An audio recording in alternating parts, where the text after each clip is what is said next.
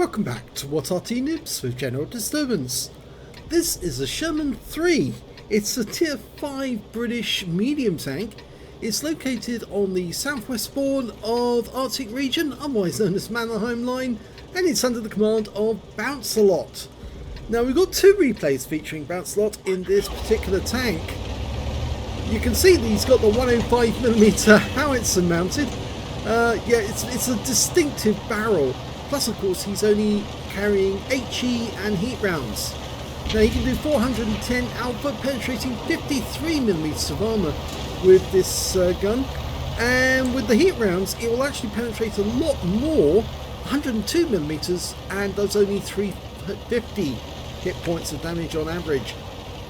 As you can see from the markings, yes, he's had a lot of awards in this vehicle. 3 ace tankers, 3 high calibers, and he's got 2 marks of excellence already on the barrel. If it was a Sherman III, this would really identify this tank as an M4A4, because that's the tank that the British tended to actually get from the Americans. Specifically, it's the one with the Chrysler multibank engine in the rear. What's so special about the multibank engine, you might ask? Well, it was a powerful engine, but apparently the Americans didn't particularly like it, but it is actually a very good engine. It's very easy to service for the British crews. It meant that the vehicle was actually slightly longer to accommodate such a big engine, because basically it's a big one. It's a 30-cylinder engine, 21 litres of petrol engine, and that's a big one. In fact, they're arranged in like a pentagon, sort of like the multibank has got 5 inline cylinders, each with 6 cylinders, all in line together, and so it's got 5 of those arranged around the central shaft, all driving it. The other thing that's special about this engine is that most of those cylinders, or quite a few of them, could not be working and the thing would still go. Yes, that's right, the engine could still be knackered and the thing would still drive. I mean, not like in the game where you're seeing here where Bounce-A-Lot is driving around and suddenly if somebody hits his engine it starts coughing a lot. No, these tanks would still move with quite a few of their cylinders incapacitated. And that's because it had so many cylinders working together that even with a few not working, the others could carry the load. That's what made the multibank engine so special. And if you want to see one, there's 2 at Bovington Tank Museum. They've actually got one outside the tank, and they were also given another one by the Defence Ministry at Shivnan. Now, the British actually received quite a few M4A4s from the Americans. They were purchased on the Lend-Lease, which meant, of course, that if we got them from the Americans and if we used them and they were lost, then we had to pay for them. But effectively, it meant we had to pay for them anyway. So the Americans just built as many Shermans as they could, and the name Sherman, that came from the British. Yep, the British came up with the idea. They named the tank the Sherman after William Tecumseh Sherman, the American general from the Civil War. He was a Union general and fairly successful, and so they named it after him. And the Americans followed suit, because originally they just called it the M4, but then they agreed and they called it the Sherman as well. A nice kill.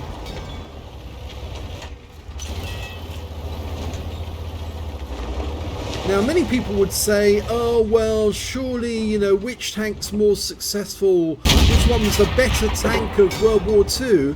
And a lot of people would say the T-34, because there were so many of them built. They built 64,549 T-34s. That's just the T-34-76 as well as the T-34-85 and all the variants thereof. But no, in my book, it's the M4 that's definitely the best tank of the war. And even though they didn't build as many as they built the T-34 and Bounce-A-Lot, you're going to have to stop bouncing in and out like that. They built 49,234 M4s of the different varieties, and it was an extremely good tank. and it fought in just about every theatre during the war. And I mean that because the Soviets only really had their T-34s fighting on the Russian front, the Soviet front, whereas the M4s were fighting everywhere. They fought in Europe, they fought in the Pacific, they fought in North Africa, and there goes the Chaffee. They fought everywhere, literally everywhere, and they were very well adapted to the climate in which they were fighting. What really makes the M4 more important than the T-34? Well, I suppose you could say it's reliability. The Americans built reliability into the tank straight away, and it wasn't just one factory that was producing the M4, it was loads of them. Take for instance the M4A4, which you're looking at the moment. That one was actually produced by Detroit Arsenal, which was one of the factories. It's the biggest one in America, Detroit Tank Arsenal. But there were other factories all over the place. There was the Press Steel Car Company, the Baldwin Locomotive Company, the American Locomotive Company, the Pullman Standard Company, the Lima Locomotive Company. All of these people were producing M4s, and that's one of the reasons for the M4 success. They were given a standardized design, but they built equipment according to that design. So using the standard that they were given, they would make little quirks and little changes to each tank that came off the production line.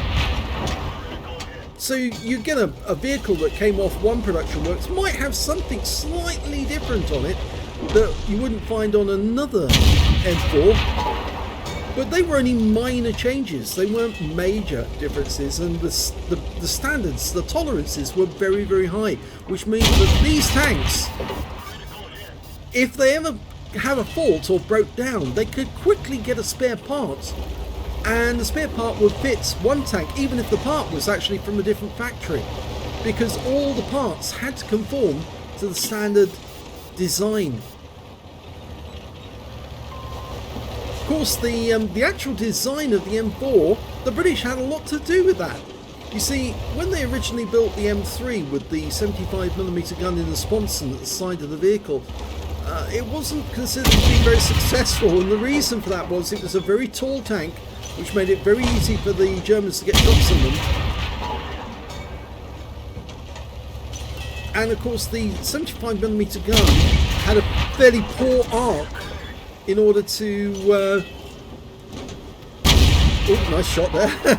As he was coming down, it had a very poor arc because it couldn't shoot all the way to the left because the side of the vehicle was in the way. The British actually suggested, why don't you put the turret on top of the vehicle, as we've done on many of our tanks. And so a lot of the design work in actually formulating the M4 design came from British ideas, which were then put into practice by American engineers, and then they came up with a standardized design which they then used to actually manufacture the M4s. And they came up with a whole nomenclature as well to which particular tank you're looking at. I mean, the original ones were called the M4, and then the M4A1, and then the M4A2, and so on.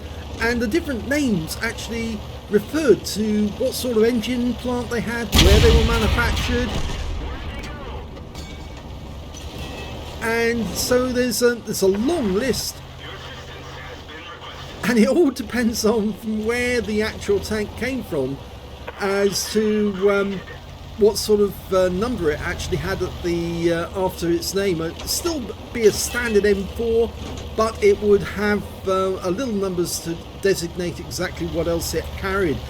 A lot of M4s came off the production line with a 75mm gun. That was the original design. And you're looking at a 105mm armed M4. Now, they didn't appear until July of 1944, so they weren't involved during the D-Day landings, but they were fitted afterwards and sent to Europe virtually immediately to be used during the invasion or the reconquest of Europe.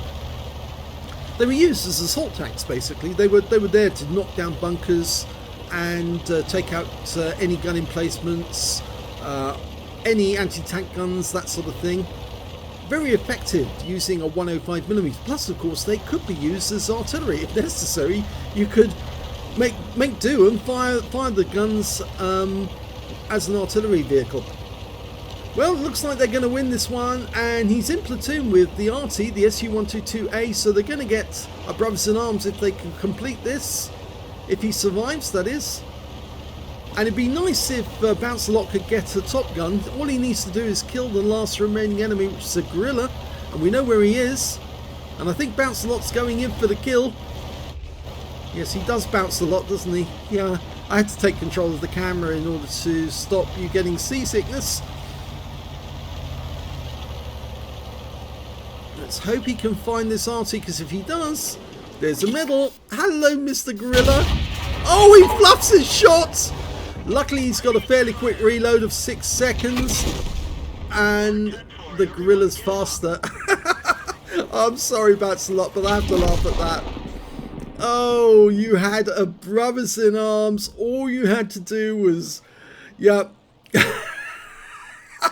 All you had to do was dial in on the gorilla and get a certain shot, but you fluffed it. You have one job to do. I'm sorry. Let's have a look at the second replay. In the second battle, Bounce-A-Lot is on the cliff map North Spawn. Now, getting back to my story about the M4. Well, why is it more important than the T-34? Well, I'll tell you. You see, Uncle Sam sent some of these M4s over to Russia. And so the Russian tank commanders and crews actually got to try out the M4 for themselves, and they rather liked it, you see, because it was reliable. They didn't have to start up the engine to keep the batteries charged. They had an auxiliary power unit which could actually keep the batteries charged, so the vehicle was ready to go at a moment's notice. The parts were readily available, so if anything went wrong they could fix it very quickly. The parts were very good quality, much better than the ones that they got from the Soviet factories. Oh, that one went flying right over the top. And so, yes, in the end of the war, they had entire Russian or Soviet tank corps that were filled with nothing but M4s. A lot of them. I mean, we're not talking about small numbers. We're talking about thousands of tanks in Russia, owned by the Russians under Lend-Lease. And they liked the M4 better than the T-34. And the reason for that was that they knew they were getting a reliable tank, and it was reasonably safe as well. Oh, got hit by the Arty there. And I think he's rather angry with himself there. I'm not sure that shot was necessary. I think he was angry because obviously the Arty got a shot on all of them because they all bunched up together.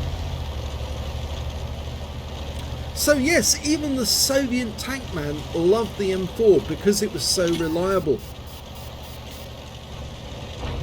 And in fact, actually, Wargaming has brought out an M4, the Laws's M4, so you can actually use one with your Russian tank crews. It is a premium M4. Now, Britain actually purchased 7,499, is it 99? Yes, 99. So, near enough 7,500 M4s. And they called them the Sherman, of course, after the American general. And of course, then the Americans took up the name as well. But originally, the first battle in which the M4 took place after it was designed and built was in 1942. The British were so in desperate need of tanks to counter a German offensive in the Western Desert in Africa that they contacted the Americans and said, can you send over as many tanks as you can as quickly as you can, especially your new M4s. And because the Germans had just captured Tobruk and they were getting very close to capturing Egypt as well, and if they caught Egypt they got all the oil they needed, and that would change the nature of the war.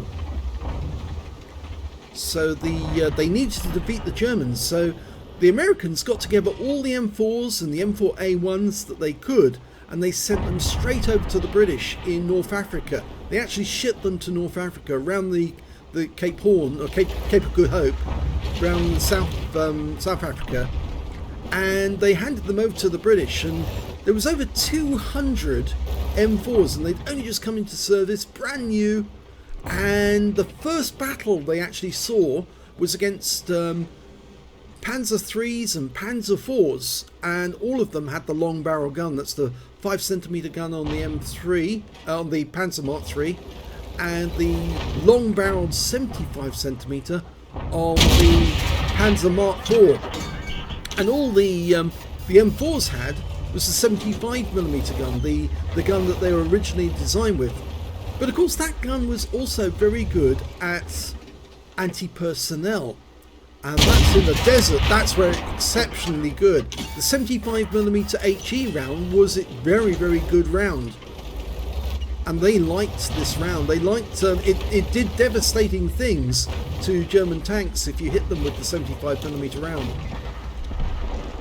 Not quite as good as the 76mm gun that they later used during the war. Of course, the British are famous for fitting the 17-pounder gun to a Sherman and creating the Firefly. Nice shot. Keep it up. Another one, and he'll be down. Oh, he's going for the T-28 as well. Yes! Oh, beautiful. That was a penetrating round. The other tank's gone down the T-34. He's got an Excelsior behind him. He needs to deal with him. Yes! That's 2 kills. There's an M4A1 up there who's very low on juice, so you could take him out. There's only 5 left on Bounce-A-Lot's team, so he's fighting almost a rearguard action here. He's got the top of the Panzer Selbstfahrerfährte 1C.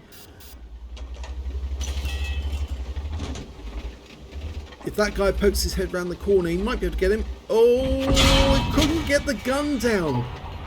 Now, the gun depression is normally very, very good. It's 10 degrees on the M4, so he should have been able to get it, but I think it's just a steep hill there. Very, very steep.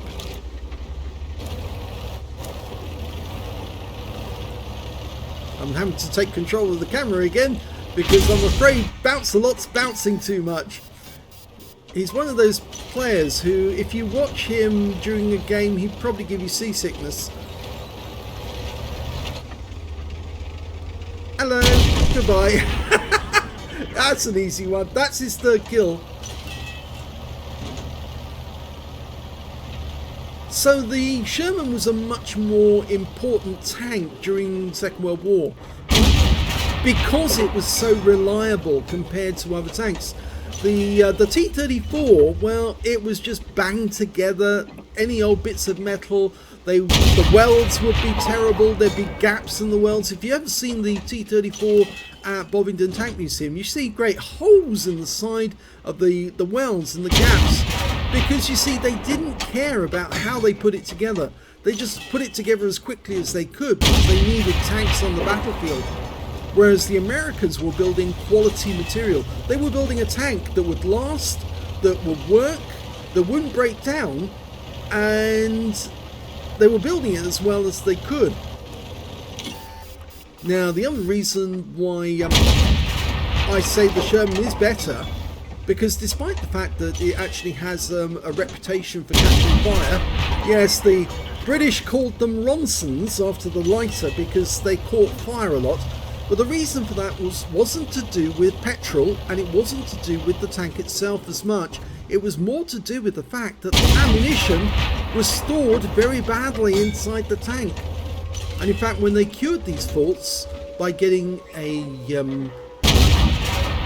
fluid-filled ammunition boxes, then later on in the war, they didn't have this problem. They used an arrangement with the shell cases going into glycol tanks, so that if an enemy shell managed to penetrate the side of the tank, then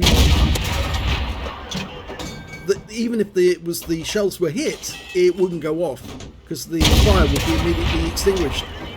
And he's got the 76, which means he's got 5 kills. He's one short of getting a Top Gun, and there's only 3 enemies left. That tank destroyer, and he's taken him. And that means now there's only 2 Artys left. He's got a Top Gun, and he's got the potential to get a Rattling Waters, as well as a Vespucci's medal. Now he's only got 84 hit points left, which means he is susceptible to an Arty hit. If he gets shotgunned, he's more than likely going to die. So he needs to be careful about how he approaches those enemy Arty. Another thing they actually learned about the Sherman over time was they also learned where the weak spots were, and of course by carefully placing applique armour on the outside of the vehicles, they actually managed to strengthen the weak spots on the side of the vehicle where the ammunition was stowed, and also on the turret as well. The M4 just became a better machine because a lot of the crews actually passed on the information about the tank, and the designers improved what they actually did, so they managed to come up with better ideas to protect the tank. Even down to the transmission on this vehicle. I could explain as well about that, but he's found one of them. Oh, one shot kill! Lovely, there's only one to go now. But where is he? It's a Hummel. Yeah, the transmission, you see that big round thing at the front of the vehicle with 2 kind of ridges along the front. Well, that's where the transmission box is, and because the design was so good, all you had to do was unbolt a few bolts and you could actually undo the transmission and change it. You can in fact change 5 transmissions, and that wins the game! You could change 5 transmissions in the time it took you to change 1 transmission on a Panther tank. And that is why this tank was much more reliable. So let's have a look at the end of battle stats for both games. And here's the end of battle stats. So the first game in Arctic region, he got an ace tanker in that game. He got a bruiser medal for getting at least 5 critical hits. He managed to get 15. He got a fighter badge for getting at least 4 kills. He actually managed to get 5, 1/3 of the enemy team, and just 1 tank short of a Top Gun. And oh, what a way to lose. He missed out that Top Gun so easily by just 1 shot going astray. Fire for effect for doing more damage than the hit points for his own vehicle, and he did get a high caliber for dealing the most damage in that game overall. And would have had the Top Gun, as I said, just for that shot missing at the end. If only he dialed in on the gorilla right close and then let loose, then he would have been okay. Let's have a look at team score. 2,524 hit points of damage, easily got the high caliber. Would have had a brothers in arms as well. He also, the next high score after that was the KV2 on his own team with 2,048, followed by the Budgie on the enemy team with 1,888. When it came to kills, he managed to get 5, 1/3 of the enemy team. 3 kills went to the SU-122A, who must have been a bit disappointed missing out on his brothers in arms, but there you go. And 2 kills to the KV2, the Budgie, and the enemy KV2 as well. When it came to base XP, he's also got the top on that one, 1,310, which was enough for an ace tanker, 978 for the KV2, 705 for the P43 Biz. He fired 28 rounds in that game, got 21 direct hits and 3 penetrations, 19 splash. Damage of 2,524 hit points, of which 1,140 were at more than 300 meters. He received 8 hits from the enemy in the game, 4 of them penetrated, 3 non-penetrations, and 1 hit by way of splash damage. He blocked damage of 220 hit points in total, spotted 1 enemy vehicle, damaged 9 of the enemy, killed 5, and did 119 hit points of damage assistance.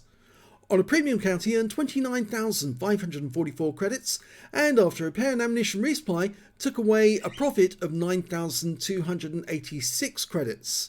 He received 1,310 XP, got 7,860 from personal missions payout, and took away 9,825 experience points altogether. I think he did actually fire a couple of premium rounds, and that's why I think actually he did, but that's why his consumables, his ammunition is expensive. Consumables, yes, he did have high on consumables in this one as well. But if we look at the second replay, we can see that he did much better, and in fact actually he got an ace tanker in this game for how much damage he did. He got a spotter badge for spotting at least 1,000 hit points of damage, a bruised medal for getting at least 5 critical hits, he managed to get 13, a duelist for taking down 2 tanks who damaged him, and a 5 for effect for doing more damage than the hit points for his own vehicle. He got a Radley Walters medal, he got 8 kills in the game. He also managed to get a Pascucci's for killing 2 enemy Arty, and he got a Top Gun medal for getting at least 6 kills, but there's a missing medal. Yep, I'm afraid he lost his high caliber because he lost his cool and he fired a round at his teammates when he got hit by the Hummel. And as a result of that, he missed out on his high caliber. He lost it. Let's have a look at team score. He got the highest damage with 2,913 hit points, but was disqualified for that shot, that wayward shot, which hit his teammates when he was so angry. 1,376 hit points went to the SU-5, and 1,207 went to the P-43 Biz on the enemy team. When it came to kills, he had the highest number with 8, the next high scorer being the SU-5, who managed to get 3, and the Hummel on the enemy team.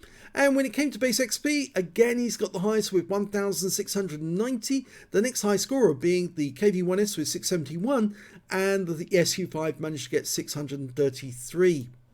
He fired 30 rounds in this game, 17 direct hits and 6 penetrations, 11 splash. Damage of 2,913 hit points, of which 903 were at more than 300 meters. 5 hits received, 1 penetration, 2 non-penetration, and 3 hits by way of splash.